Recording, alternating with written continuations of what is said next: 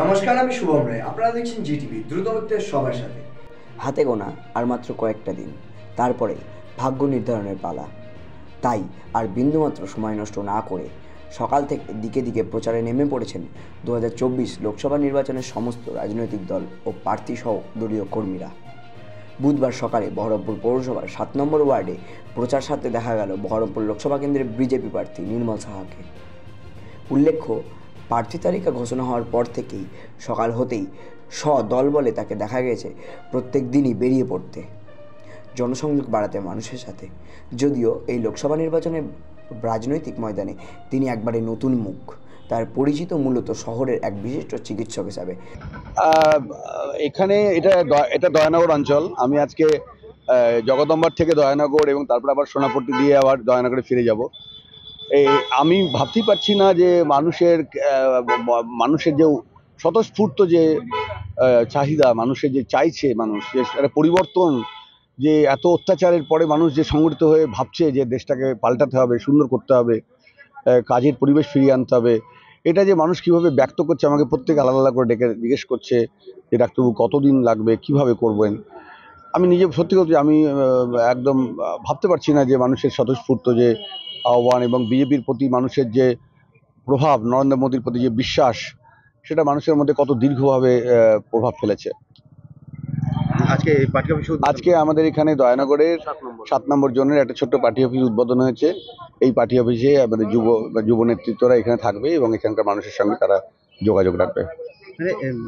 এইখানে লড়াইটা এবার ত্রিমুখী হতে চলেছে। একজন সেলিব্রিটি প্রার্থী ইউসুফ পাঠান, তার পাশাপাশি একবার 5 বারের সাংসদ, তার বিরুদ্ধে আপনার লড়াই। এটা কি মানে এটা আমার কাছে খুব পরিষ্কার যে মানুষ কিন্তু মানুষ এখন বুদ্ধিমান, মানুষ এখন ডিজিটাল ইন্ডিয়ার মধ্যে আছে। মানুষকে বোঝালে হবে না। মানুষ প্রশ্ন করছে আমাদেরকে যে কেন নরেন্দ্র মোদী, কেন রাহুল গান্ধী, কেন মমতা বন্দ্যোপাধ্যায়, প্রশ্ন করছে, আমরা উত্তর দিচ্ছি। কেন মোদী আমাকে প্রশ্ন করছে, কেন 5 বছরের সাংসদ, কেন পাঠান নয়, কেন আপনি। আমি উত্তর দিচ্ছি, আমি চেষ্টা করছি উত্তর দিতে। আমি কি করেছি, আমি বহরমপুর থেকে কি করেছি, পাঠান কি করেছে, প্রাক্তন সাংসদ কি করেছে, এগুলো আমরা তাকে বলছি এবং সেটা মানুষ জিজ্ঞেস করছে। তার সঙ্গে সঙ্গে জিজ্ঞেস করছে যে মোদির যে বিকশিত ভারতের যে স্বপ্ন, মোদির যে ডিজিটাল ইন্ডিয়ার স্বপ্ন, এগুলো জিজ্ঞেস করছে মানুষ। এবং তার পাশাপাশি মমতা বন্দ্যোপাধ্যায়ের ডোল পলিটিক্স, এই যে মানুষকে টাকা দিয়ে ভোট চাওয়া, মানুষকে তোষণ করে ভোট চাওয়া, মানুষ জিজ্ঞেস করছে, মানুষ কথা বলছে। এবং এটা মানুষকে কাছে, আমার কাছে মনে হয়েছে মানুষ এবার ভোট দেবে অত্যন্ত স্বচ্ছ মানসিকতা নিয়ে, কোনো লোভে পড়ে নয়, কোনোভাবেই তাদেরকে ভোট কেনা যাবে না এইভাবে তোষণ করে।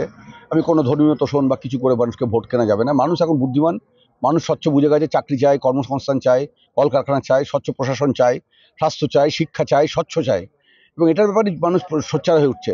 এবং তার জন্য এই পরিবর্তনের ডাক এবং তার পরিবর্তনের যে হাওয়া আমার মনে হয় ভারতবর্ষে এসেছে। পশ্চিমবঙ্গ তার থেকে বাদ যাবে না। সে ঢেউয়ে পশ্চিমবঙ্গও, বর্তমান সরকার, আমার মনে হয় এখানে আর তাদের আর কোনো স্থান নেই। পরিবর্তন আসন্ন। আপনি প্রচারে বেরিয়ে মুসলিম এলাকাগুলোতেও যাচ্ছেন, সেখানকার মানুষগুলোর সঙ্গে কথা বলছেন, কিরকম?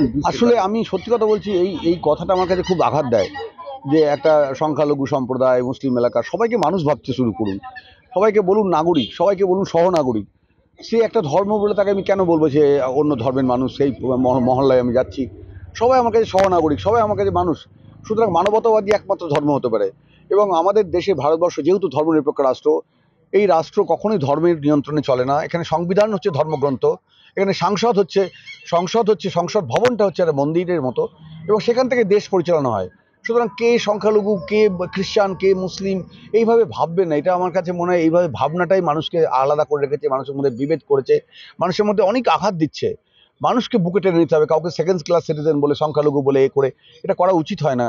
প্রত্যেকে মূল স্রোতের মধ্যে ফিরিয়ে আনতে হবে। প্রত্যেকেই বলতে হবে তুমি ভারতীয়, রাষ্ট্রবাদী হও, তুমি জাতীয়তাবাদী হও, রাষ্ট্রের চিন্তা করো, রাষ্ট্রের উন্নতির জন্য তুমি লড়াই করো। এটাই আমার কাছে মনে হয় সবথেকে বড় মোদির যে বাসনা, সেটা কিন্তু এটাই সবথেকে বড় জিনিস। আপনারা এতক্ষণ দেখছিলেন জিটিভি, দ্রুত হচ্ছে সবার সাথে। জিটিভির নতুন নতুন খবরের আপডেট পেতে এক্ষুনি লগ ইন করুন www.gtvlivenews.com।